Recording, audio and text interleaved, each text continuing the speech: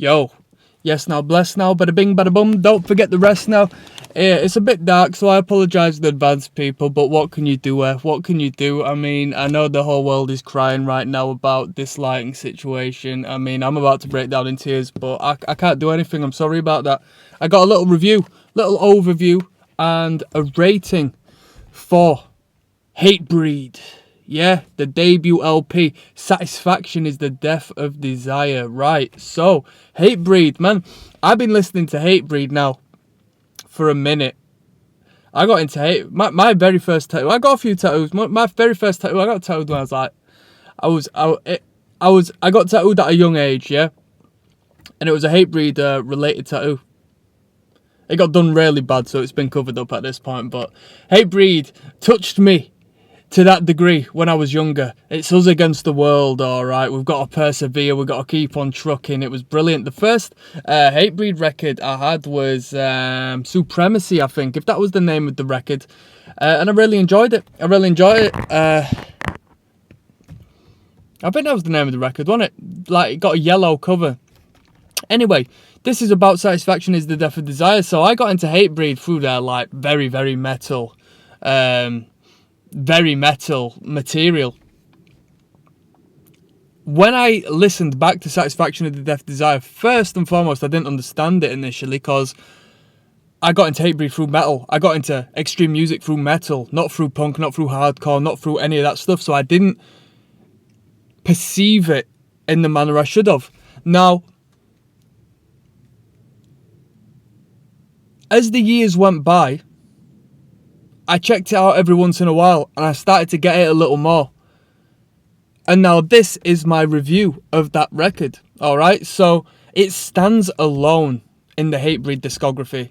I mean, there is a transition from 1 or 2 albums in between that and what HATEBREED became. But that very one album stands alone as far as the sound is concerned, the aesthetic, the soundscape. It just well and truly is, in my opinion, a beat down hardcore record. Now, I know they might not be playing beat downs for the most part. It's like breakdowns, right? That's what we used to call them.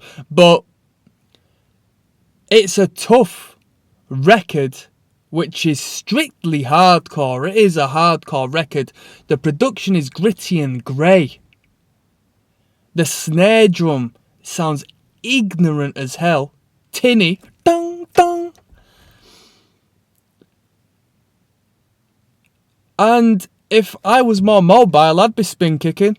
If I was more mobile, I'd be with them lot, with their feet, with their Nike 95s up this high. I can't do that. So I just got to picture it in my head. I got to visualise it. I got to think and grow rich. Think and grow into a better pitter. That's what I'm saying. It's King of the Pit TV, people. We don't mess about. So it's a relatively brief record, considering the amount of songs on there. There's not a huge amount of songs, but there's definitely a sufficient amount of material. We've got a ridiculous mosh part, essentially in all of the tracks, give or take 1 or 2. Probably in the form of a ignorant mosh section, a down-tempo section, a mosh section, you know. Not a 2-bomb, not a 2-step, not a stage diving, circle pitting, push pitting, weirdo dancing situation, not a dancing shoe situation, just a pure fist swinging malarkey. Now, there's a lot of groove in the record when it comes to the breakdowns, which is very nice. They come through very tight as well at times. And overall, this is a record that has grown on me. Now, would I go out of my way to listen to it in this day and age? Not necessarily, but I appreciate it for what it is. And Jamie Jaster must have been reading some powerful, insightful literature around the time, if not onwards, through HATEBREED's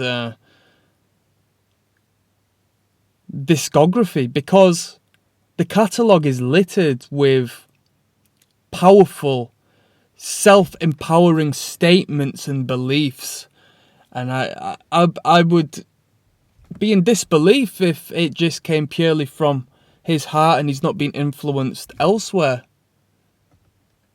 So I would like to know if he likes to do a bit of reading on the side, personally. That's what I think. Because he comes across as stoic and, you know, positive-minded.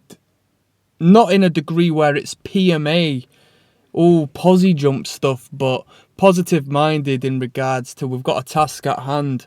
There's going to be highs and lows, but we're going to get through it, and I appreciate that. But back to the music, we got some fast hardcore stuff just to keep it the way it should be. We've got, you know, some mid-tempo, two-stepping side-to-side stuff. And of course we got some ignorant, laying down the beat down ridiculousness. And I'm going to rate this record an 8 out of 10. I'm going to rate it an 8 out of 10. If you caught me a decade ago, 7 years ago, 6 years ago, I could potentially give this record a, well, maybe not 6, but, you know, 10, 9, 8 years ago, I'd probably give the record a 4, if not a 5. I'd say, production's not great, blah-de-blah-de-blah. But as I've gotten a little bit older and looked back, I've sort of understood the realism in this record. It is definitely a hardcore record, and actual hardcore records, legitimate hardcore tough guy records, are very rare to come by. At least that sound good, you know. At least that sound good. So I'm going to give it an 8 because they're rare to come by. And this one just hits it out of the park. One may say that it just doesn't really lose its pizzazz. I can look back at some, you know, tough guy hardcore records and think that's corny now, or that's just bad craft, bad musicianship. But these dudes have come together and created a very mature record. I don't know how many of them were, but it's a very mature sounding record from the get-go. And that's hard. That's hard. And that's as much as I'm going to say for that. If you want me to go through the HATEBREED discography, we'll start doing that. It's just it won't be my first listen for this, you know, first 4 records at least. So whether or not you just want to come along with the flow and let's talk about it, we can do that, because I'd be happy to do that, because I've not revisited a lot of this music in a long time. Without further ado, I'm signing out, people. One love.